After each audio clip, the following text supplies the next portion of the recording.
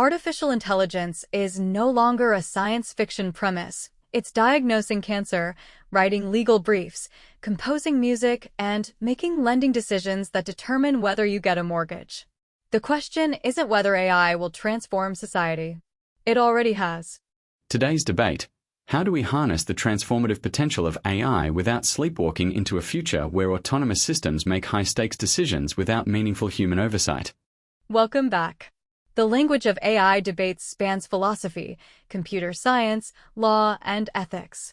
At C1 level, you need to navigate all of these registers fluently and critically.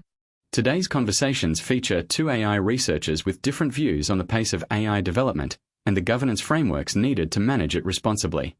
Beyond vocabulary, pay attention to how each speaker uses analogy, concession, and counterargument, the structural tools of sophisticated academic debate. I'm Dr. Ashford, an AI safety researcher. Sarah, you're Dr. Patel, a machine learning engineer and entrepreneur.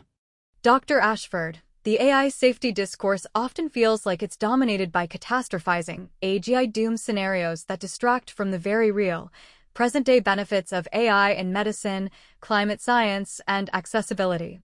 I dispute the framing. Pointing out systemic risks isn't catastrophizing, it's prudent risk management. Every other transformative technology, nuclear energy, genetic engineering, was accompanied by serious governance debate before widespread deployment. Fair enough, but there's a meaningful difference between managing risks and using risk as a pretext for slowing down competitors. Some of the loudest safety voices are researchers at well-funded labs with a vested interest in being first to AGI. That conflict of interest exists and shouldn't be dismissed. But the critique applies symmetrically. Commercial developers also have a vested interest in moving fast and loosely, and we've already seen the downstream consequences with social media algorithms. I'll concede the social media analogy has teeth. The difference is that those systems were deployed without any meaningful regulatory scaffolding, whereas AI is already being developed under frameworks like the EU AI Act. The EU AI Act is a start, but it's built on a risk-tiered approach that may already be outdated. When you have models capable of autonomous reasoning, risk classification by use case becomes fundamentally inadequate. So, what's your alternative? Moratorium?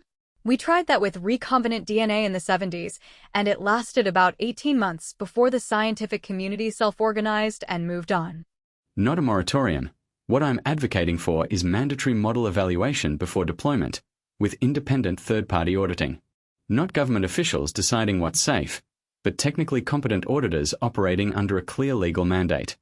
Independent auditing is something the industry could actually coalesce around. The friction would be in defining the audit criteria, who decides what constitutes an acceptable risk level. That's the hard problem, and I won't pretend there's an easy answer. But the alternative, self-regulation by commercially motivated actors, has a track record that doesn't inspire confidence. On that, at least, we can agree. The question is whether regulation can keep pace with the rate of capability gain, and historically, technology has always outrun the law. Let's unpack the key expressions. Catastrophizing: this is a psychological term for exaggerating negative outcomes. In debates, accusing someone of catastrophizing is a way of dismissing their concerns as emotionally driven rather than evidentially grounded. Dr. Ashford's counter was brilliant. Pointing out systemic risks isn't catastrophizing, it's prudent risk management. He reframed the accusation entirely by naming the standard he was applying. Has teeth. When an argument has teeth, it has genuine force and can't easily be dismissed. You might say, your objection has teeth, let me address it properly. It acknowledges strength without conceding defeat. Coalesce around, from the Latin coalescere, meaning to grow together. When groups or ideas coalesce around something, they converge and unite around it. It's a useful verb for describing consensus building. Applies symmetrically is a sophisticated logical move. It means, the same criticism you're directing at me also applies to you. It's intellectually honest and diffuses ad hominem attacks without becoming defensive. Conversation 2. A company executive discussing AI implementation strategy with her head of engineering. Leon, the board wants us to integrate generative AI into our customer service workflow by Q3. I need you to give me an honest assessment. Are we ready for that? Technically, the infrastructure is ready. My concern is the guardrails, or lack thereof. Right now, if the model hallucinates an answer and a customer acts on it, we have no clear accountability framework. That's a liability issue, which is fair. Can we deploy a narrow version first, purely informational, with a human escalation path for anything consequential? That's actually the sensible approach. Narrow deployment, human in the loop for anything that involves commitments or refunds, and a feedback loop so we can monitor where the model is underperforming. How do we frame this to the board? They're expecting a full rollout, not a pilot. Frame it as responsible scaling rather than slow deployment. The pilot is phase one of a three-phase rollout. It's not caution, it's methodology. That positions us well regardless of whether the pilot succeeds or reveals issues. I like that framing. It shows strategic maturity rather than tech hesitancy. Draft me a one-page briefing with that language. I'll present it to the board Thursday. Guardrails, borrowed from road safety.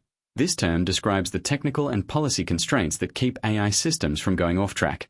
You'll hear it constantly in AI policy discussions. Hallucinates is a technical term specific to large language models. It describes when the model generates plausible-sounding, but factually incorrect information.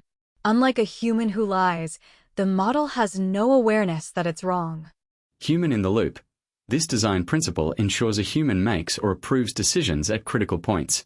It's contrasted with fully automated systems.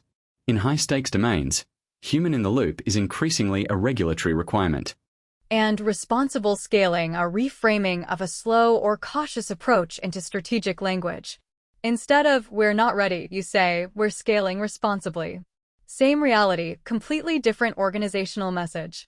Slow repeat. First, how do we harness the transformative potential of AI without sleepwalking into a future where autonomous systems make high-stakes decisions without meaningful human oversight? Stress. Harness the transformative potential, sleepwalking into a future. Slow. How do we harness the transformative potential of AI without sleepwalking into a future where autonomous systems make high-stakes decisions without meaningful human oversight? Second, the alternative, self-regulation by commercially motivated actors, has a track record that doesn't inspire confidence. Notice the dash structure. It allows you to insert a complex phrase inside a sentence. Full speed. The alternative, self-regulation by commercially motivated actors, has a track record that doesn't inspire confidence. Now your turn. Quiz. What does it mean when an AI model hallucinates? A. It becomes self-aware. B. It generates confident but incorrect information. Or C. It stops processing data. Answer. B. An AI model hallucinates when it produces information that sounds plausible and confident but is factually wrong. It's a critical limitation to understand for anyone using AI in a professional context. Question 2. Leon said the company should adopt responsible scaling. What was the strategic purpose of this phrase?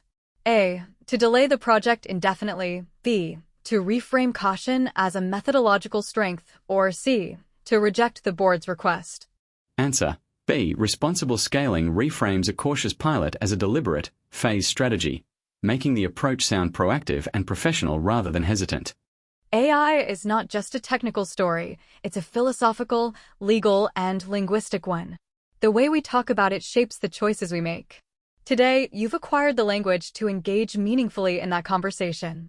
Subscribe, and join us next time for a very different kind of high-stakes conversation, a complex medical consultation.